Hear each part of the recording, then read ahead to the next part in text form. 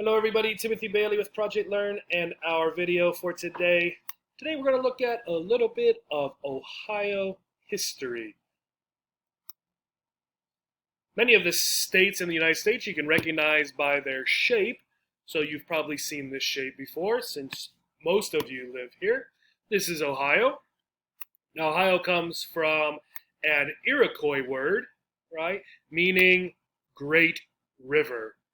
And certainly in the past, if you had been without car or transportation like we think of it and had been walking around, when you saw the Ohio River, I think you would probably think it was a great river. It's quite large, pretty long, right? So much bigger than what you would normally see on your average day hiking or walking around.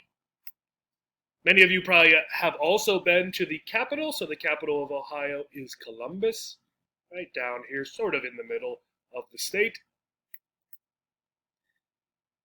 Early on, before Ohio, we had Native American tribes that were in and around Ohio.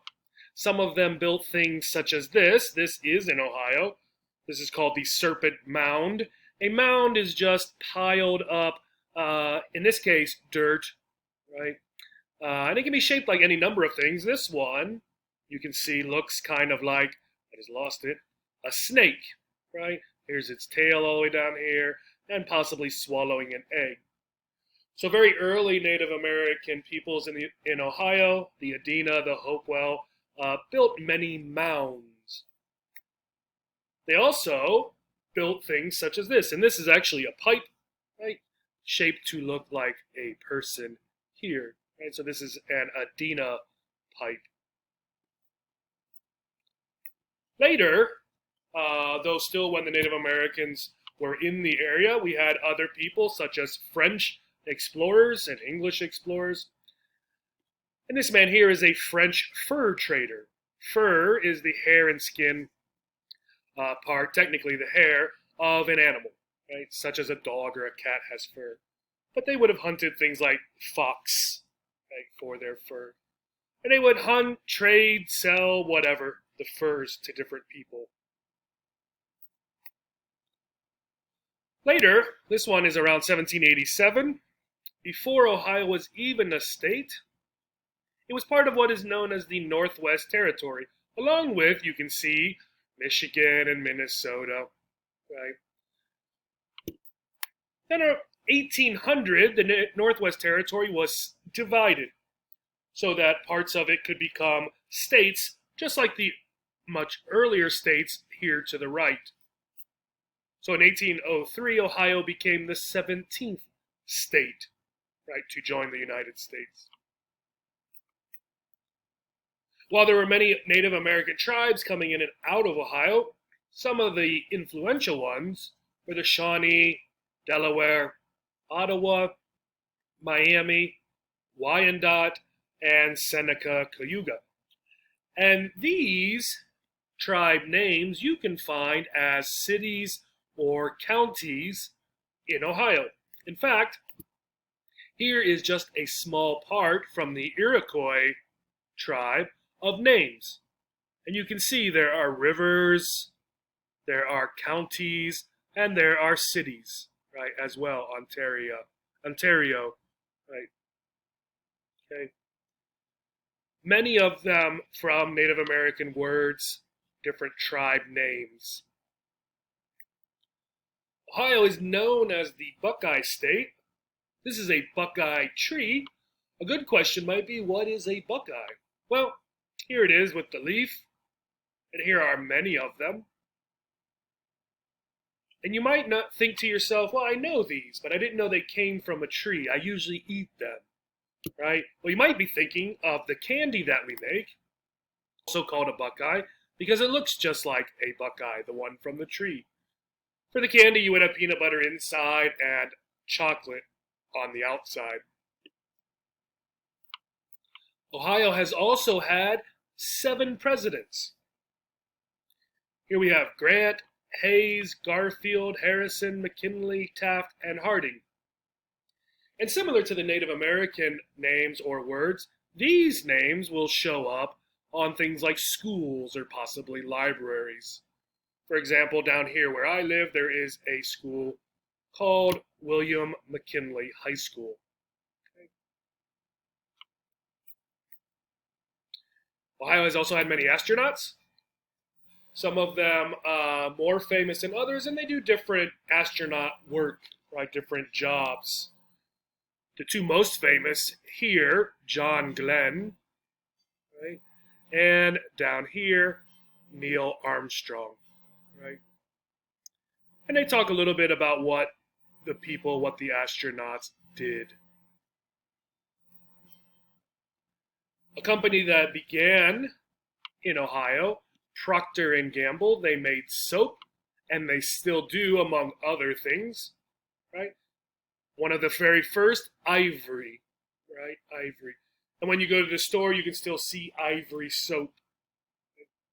I don't know if they make laundry soap much anymore. They might, right? But you still see the name Ivory on soap. Another fun invention from Ohio, Play-Doh. Do you know what Play-Doh is? Your children might. It's like clay, right? A modeling kind of clay, so you can use it to build things.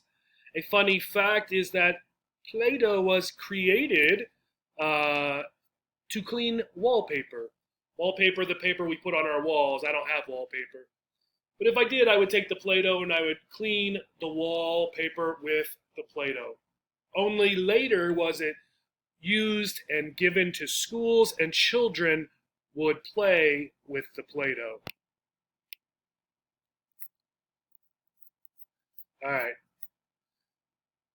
The first traffic signal in the United States, also invented here and was used in Cleveland, Ohio, invented by an African-American inventor named Garrett Morgan. And you can see here, right, it would light up and it would say stop, right, if you needed to stop. The Wright Brothers, two of them, right, did a lot of their work in Ohio, in Dayton, Ohio, right, even though they did their most famous flight in North Carolina, still very famous in Ohio history. The very first university, 1804, is Ohio University in Athens. Still there, you can still go there, your children could go there, right? Let's look at some demographics. Demographics are sort of the statistical information about a place. So how many people of this race live there? How many people that are male or female, right? It's all about the information of a population. And I wanted to show you this, just so we can go here and understand what exactly we are looking at. So here we go. We're looking at race. Let me make this a little bit bigger. So these are the percents. So 82% of Ohio is white or Caucasian, you might see. 12% black or African American. And it goes down, Hispanic and Latino. 2 or more races, so biracial people. 1% Asian. And then various other races, including American Indian, Native American, Hawaiian, Pacific Islander. Right? And we go down right here. This is also the population. So for Hispanic or Latino people, there are 354,674, right? And I think that number is increasing, right? The Hispanic population is a growing population. Here we have gender as well as race. So we still have race in these rows. We have gender in the columns, right? So most of them, pretty much half, or not quite half. 4 million, 4.6 million, 4.8 million, 670,000, 730,000. Right, so both of those, white and African American, there are more females than there are males. Hispanic and Latino seem to be the other way, right? More males than females. And you can go down and look at them here, right? Asian, more females, right? All the way down.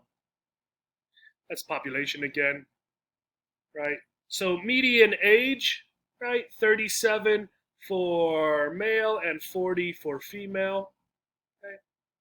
So Ohio, I don't know the other states, but you would say it's not an older state, right? Some populations, and it's hard to tell because not every state where there are older populations are the people necessarily residents there. So, for example, Arizona or Florida, which gets a lot of people from the cold winter states like Ohio, they may not show up demographically in places like Florida or Arizona. If they do, then those states would be slightly older than what we would see here, right? The Ohio demographics are for people who are really staying here. Right? People don't tend to relocate for the winter or the summer. This is the population in households, so the makeup of the households, okay?